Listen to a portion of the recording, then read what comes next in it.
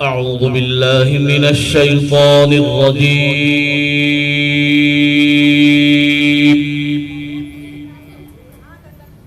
بسم الله الرحمن الرحيم.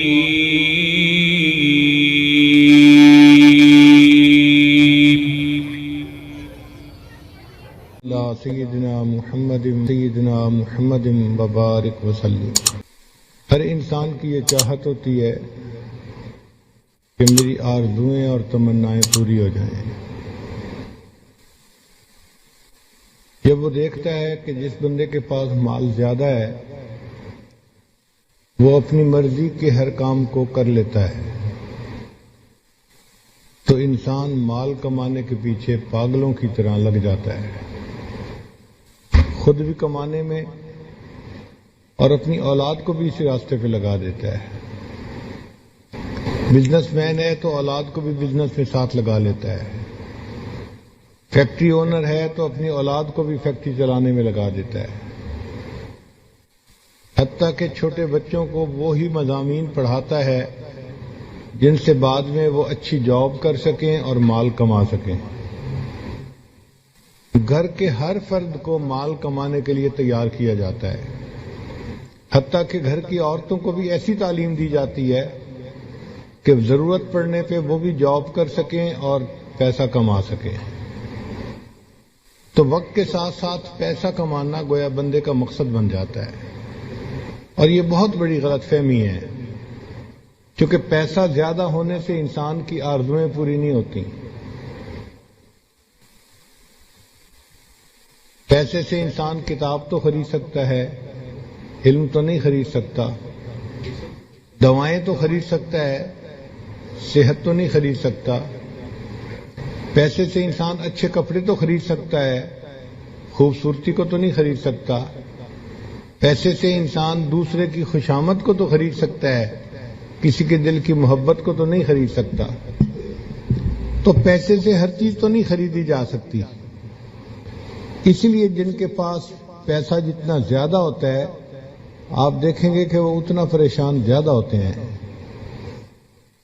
پیسہ آتا ہے تو اپنے ساتھ وبال بھی لے کے آتا ہے. کبھی اولاد نافرمان، کبھی بیوی نافرمان، کبھی صحت کی مشکلات، کبھی اور اسی قسم کے مسائل، اور پھر دل بے چین رہتا ہے. چنانچہ پچھلے دنوں ہمارے ایک ساتھی نے مجھے ایک ڈاکومنٹ پرنٹ کر کے دی کہ دنیا کے 22-23 وہ بندے جو سب سے زیادہ امیر سمجھے جاتے تھے، جو بلینر تھے، ملینر کی بات نہیں ہے، بلینر تھے، ان کا انجام کیسا ہوا. تو میں پڑھ کے حیران ہوا کہ ان 22-23 میں سے کوئی 18-20 نے تو خودکشی کی. سارے کے سارے ڈپریشن کے مریض. ان کو ہاسپٹل داخل کروایا گیا، ان کے ساتھ پاگلوں والا جو ہے نا وہ معاملہ کیا گیا. میں حیران تھا کہ ان لوگوں کے پاس مال و دولت کے اتنے خزانے ہیں، پھر کیوں پریشان ہیں؟ تو لکھا ہوا تھا کہ ان کے دل میں سکون نہیں تھا، پریشانی تھی. تو جو دنیا کے سب سے امیر لوگ ہوں ان کے دلوں میں اگر یہ پریشانی ہے تو اس کا مطلب یہ کہ سکون مال و دولت سے خریدنے والی چیز نہیں ہے. یہ عجیب بات ہے کہ ہم لوگ سکون حاصل کرنے کی نیت سے ہر وہ کام کرتے پھرتے ہیں جو انسان کو بے سکون بناتا ہے. یہ غلط فہمی ہے ہماری.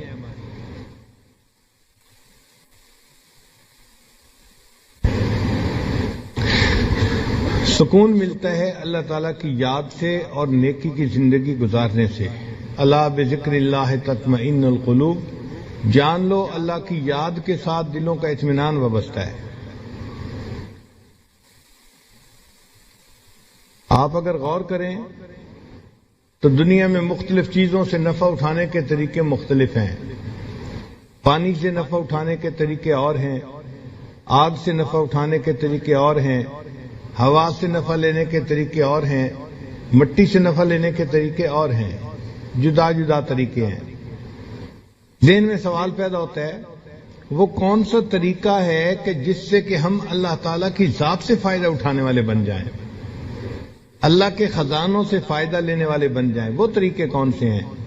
اس کو سمجھانے کے لیے ہمارے آقا اور سردار حضرت محمد مصطفیٰ احمد مجتبی صلی اللہ علیہ وسلم دنیا میں تشریف لائے، اور انہوں نے آ کر یہ بات سمجھائی کہ لوگو، اگر تم میرے نقش قدم پر چلو گے تو اللہ کے خزانوں سے سب سے زیادہ فائدہ اٹھانے والے تم بن جاؤ گے، اور اگر اس کی خلاف ورزی کرو گے تو نقصان پانے والے بنو گے۔ فرمایا ان اللہ جعل العزت والوقار لمن تابع امری، کہ جس بندے نے میرے حکم کی فرما برداری کی اللہ نے اس کے لیے عزت اور وقار کو لکھ دیا۔ وجعل الذلت والصغار علی من خالف امری، اور جس نے میرے حکم کی مخالفت کی اللہ نے اس کے لیے صغار، چھوٹا پن اور ذلت کو لکھ دیا ہے۔ تو دنیا میں کامیاب زندگی گزارنے کا ایک ہی راستہ ہے جس راستے پر اللہ کے پیارے حبیب صلی اللہ علیہ وسلم چلے، اور انہوں نے ہمیں اس راستے پہ چلنے کا حکم عطا فرمایا۔ اس کے سوا کوئی دوسرا راستہ نہیں ہے۔ آج دنیا ٹھوکریں کھا رہی ہے، کوششیں میں لگی ہوئی ہے، لیکن اس کے بعد مال دولت سمیٹنے کے باوجود پھر پریشان ہے۔ آپ جس بندے سے بات کر کے دیکھ لیں آپ کو وہی بندہ پریشان نظر آئے گا، اور پریشانیاں بتانی شروع کرتے ہیں، اللہ کی شان کے پریشانیاں ختم ہی نہیں ہوتی، آپ سنتے چلے جائیں سنتے چلے جائیں، اتنی لمبی حکایتیں ہوتی ہیں کہ بندہ سن کے حیران ہو جاتا ہے، تنگ آ جاتا ہے۔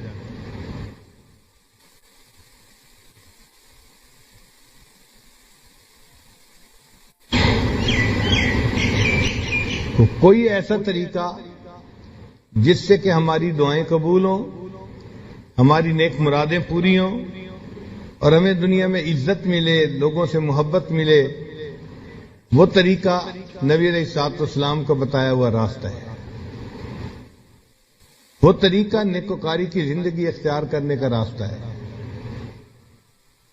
اللہ تعالیٰ ارشاد فرماتے ہیں وَلَوْ أَنَّ أَهْلَ الْقُرَىٰ آمَنُوا وَاتَّقَوْا، اگر یہ بستی دیسوں والے ایمان لاتے، تقوی کو اختیار کرتے، لَفَتَحْنَا عَلَيْهِمْ بَرَكَاتٍ مِّنَ السَّمَاءِ، ہم ان کے لیے آسمان سے برکتوں کے دروازے کھول دیتے۔ تو برکتوں کے دروازے کھل سکتے ہیں مگر ان کو ہمارے گناہوں نے روکا ہوا ہے۔ ہم لوگ ایک کمرے میں تھے، گرمی تھی، ایک بچہ بار بار بٹن بند کر دیتا تھا پنکھے کا، تو گرمی اور زیادہ ہو جاتی تھی۔ ہم حیران تھے کہ یہ کیا معاملہ ہے۔ تو مجھے اس دن خیال آیا کہ بالکل اسی طرح اللہ تعالیٰ نے تو ہمارے لیے عزت اور رزق کے دروازوں کو بنایا ہے، ہم ان گناہوں کے ذریعے سے اس کے آف بٹن کو دبا دیتے ہیں اور وہ دروازے بند ہو جاتے ہیں،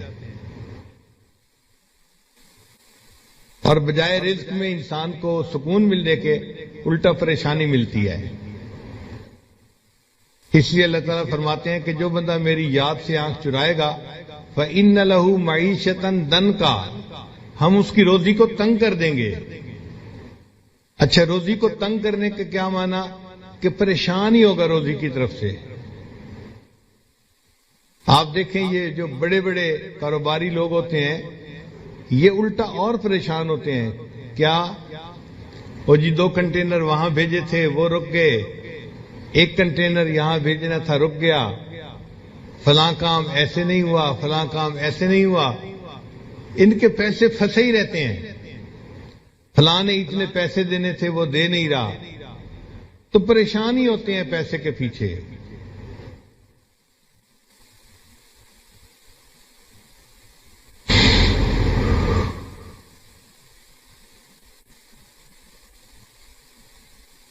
اور کئی مرتبہ ایکسپینشن کے چکر میں شیطان ڈال دیتا ہے۔ اچھی بلی فیکٹری تھی، چلا رہے تھے، مزے کی زندگی گزار رہے تھے، ذہن میں خیال آیا ہم اس کی کیپیسٹی کو بڑھا لیں۔ اب کیپیسٹی بڑھانے کے لیے کبھی تو بینک سے لون لیا، کبھی لوگوں سے لون لیے، اب وہ لون ایسا ہوتا ہے کہ اس کو واپس پے نہیں کر سکتے تو پریشان، تو پریشانی پیسہ ہے لیکن ساتھ پریشانی بھی ہے. پھر آپس میں بیٹھ کے باتیں کرتے ہیں جی کہ لیکوڈیٹی نہیں ہے ہمارے پاس، اس لیے پریشانی زیادہ ہو گئی ہے. پیسہ ہوتا ہے بینکوں میں ہوتا ہے، پیسہ ہوتا ہے کاغذوں میں ہوتا ہے، ہاتھ میں ان کے نہیں ہوتا. بس ان کی فیکٹریوں کی کیپیسٹیز بڑھتی جاتی ہیں اور وہ پریشان ہی ہوتے ہیں. اللہ ان کی معیشت کو تنگ کر دیتے ہیں، اس طرح سے ہر وقت پریشان.